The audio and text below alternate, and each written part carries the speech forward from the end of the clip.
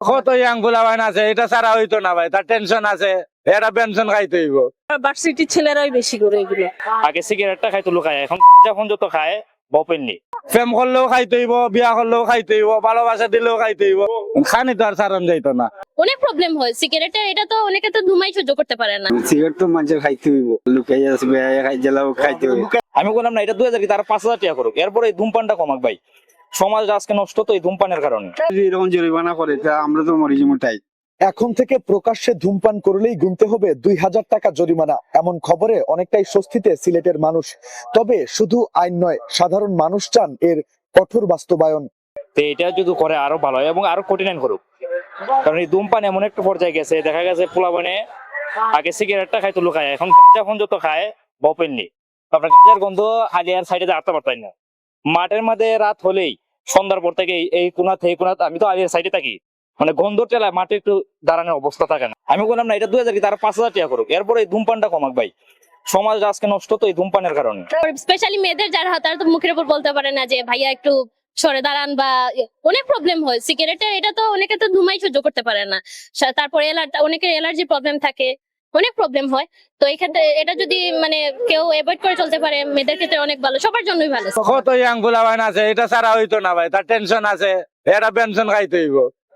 Tension যদি দূর না করে ভাই, তার পেনশন না খাইলে দূর হইব নি। আমরা সরকারের সামনে করবো যাতে আমরা এটা সেভ করি, একটা আন্ডারগ্রাউন্ড খুলে আমরা ওটা খাইবো।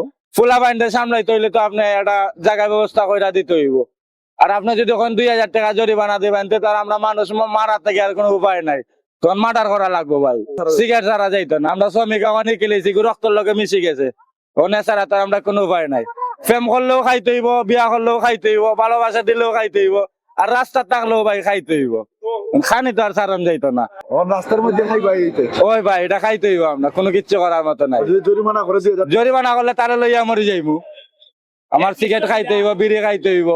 অনেক সময় বলি যে ইয়াং ছেলেরা কেন এখন সচেতন হচ্ছে, তারা কেন সিগারেট খায়। দেখা যায় ইয়াং ভার্সিটির ছেলেরাই বেশি করে এগুলো।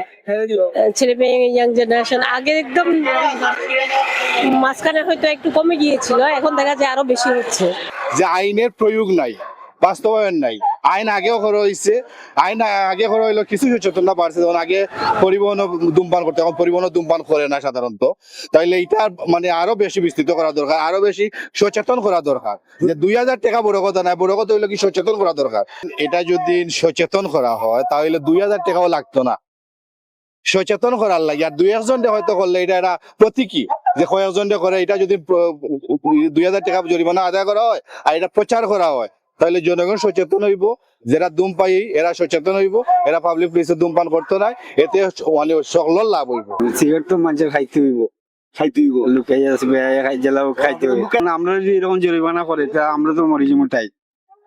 সিগারেট খাওয়ানি লাগবো, সিগারেট তো চালা দিত না। এগুলা কিভাবে চালা যায়, এখন খাইতে হইব। আর ছাড়তে গেলে তো নিজের লাইফটাও মনে করি গড়ে দিতাম, নাহলে সারা জীবনটা কাটাই দিলাম লাইফটা করতে করে রিক্সা চালাইয়া। সিগারেট ছাড়া দিত না। সিগারেট কিভাবে চালা যাইব?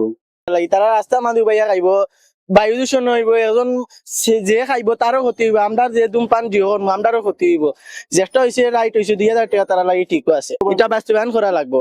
আইন করলে তো আর হইতো না, এটা বাস্তবায়ন করা লাগবো। বাস্তবায়ন করলে ধূমপান মানুষে কম করবো।